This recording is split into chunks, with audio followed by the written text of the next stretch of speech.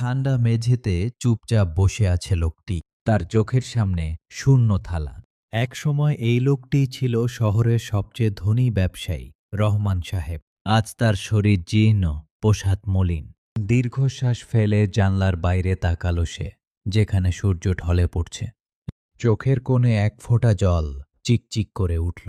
অতীতের একটি ঘটনা চলচ্চিত্রের মতো তার চোখের সামনে ভেসে উঠল। এক গরিব শ্রমিকের মুখের অসহায়তা আর তার নিজের নির্দয় হাসি। সেই হাসি আজ বিষ হয়ে ফিরে এসেছে তার জীবনে। রহমান সাহেব ছিলেন একজন তীক্ষ্ণ বুদ্ধিসম্পন্ন ব্যবসায়ী। তার ব্যবসা প্রতিষ্ঠান ছিল বিশাল, সম্পদের পাহাড় ছিল আকাশচুম্বী। তবে তার হৃদয়ে ছিল না কোনো দয়া বা সহানুভূতি। অন্যদিকে করিম ছিল একজন খেটে খাওয়া দিনমজুর। তার জীবন ছিল দারিদ্র্যে ভরা, কিন্তু তার মনে ছিল আল্লাহর ভয় আর কঠোর পরিশ্রমের প্রতি অবিচল আস্থা।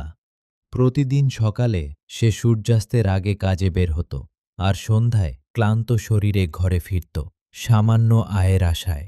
একবার রহমান সাহেবের একটি বড় নির্মাণাধীন প্রকল্পে করিম কাজ পেয়েছিল। দিনের পর দিন সে মাথার ঘাম পায়ে ফেলে কাজ করে গেছে। সূর্যের প্রখর তাপ, বৃষ্টির ভেজা কাদা, কোনো কিছুই তার পরিশ্রমকে থামাতে পারেনি। কাজ শেষে যখন মজুরির সময় এলো, রহমান সাহেব তার চুক্তি অনুযায়ী সম্পূর্ণ টাকা দিতে অস্বীকার করলেন। করিমের চোখে ছিল আকুতি। সে বারবার অনুরোধ করল তার পুরো পাওনা মিটিয়ে দেওয়ার জন্য, কিন্তু রহমান সাহেব তার মুখের দিকে তাকিয়ে বিদ্রূপের হাসি হাসলেন এবং তাকে সামান্য কিছু টাকা ধরিয়ে দিয়ে তাড়িয়ে দিলেন। করিম সেদিন খালি হাতে, বুকে চাপা কষ্ট নিয়ে বাড়ি ফিরেছিল। তার চোখে ছিল এক অসহায় জল, যা সে কাউকে দেখতে দেয়নি। করিম যখন বাড়িতে ফিরেছিল, তার স্ত্রী রান্নাঘরের শূন্য হাঁড়ির দিকে তাকিয়েছিলেন। ছোট ছেলেটি তখন ক্ষুধার যন্ত্রণায় কাঁদছিল। করিম শুধু দীর্ঘশ্বাস ফেলে নীরবে জায়নামাজ বিছিয়ে দিল। আল্লাহর কাছে তার এই কষ্টের কথা জানালো। চোখের পানি ফেলে সে দোয়া করছিল, হে আল্লাহ, তুমি সব জানো। আমার উপর হওয়া এই অন্যায়ের বিচার তুমিই করো। তার স্ত্রী দরজার আড়াল থেকে স্বামীর ফুঁপিয়ে কান্না শুনেছিল, আর তার বুক কেঁপে উঠেছিল। রহমান সাহেব তখন তার বিলাসবহুল বাড়িতে বসে রাতের খাবার খাচ্ছিলেন। কারিমের কষ্ট তার মনে এতটুকুও রেখা টানেনি। তবে আল্লাহর বিচার বড় অদ্ভুত। ধীরে ধীরে রহমান সাহেবের ব্যবসায় মন্দা দেখা দিতে শুরু করল। একের পর এক চুক্তি হাতছাড়া হতে লাগল।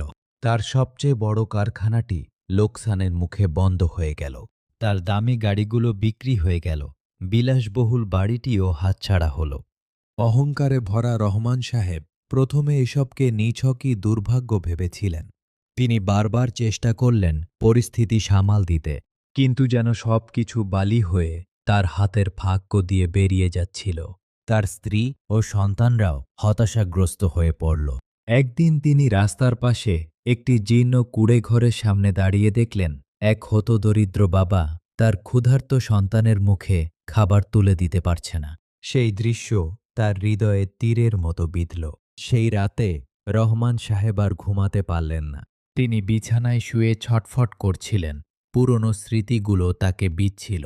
সেই অসহায় করিমের মুখ, তার কাতর চোখের চাহনি আর নিজের নির্দয় হাসি, সবকিছু পরিষ্কার হয়ে ধরা দিল তার চোখের সামনে।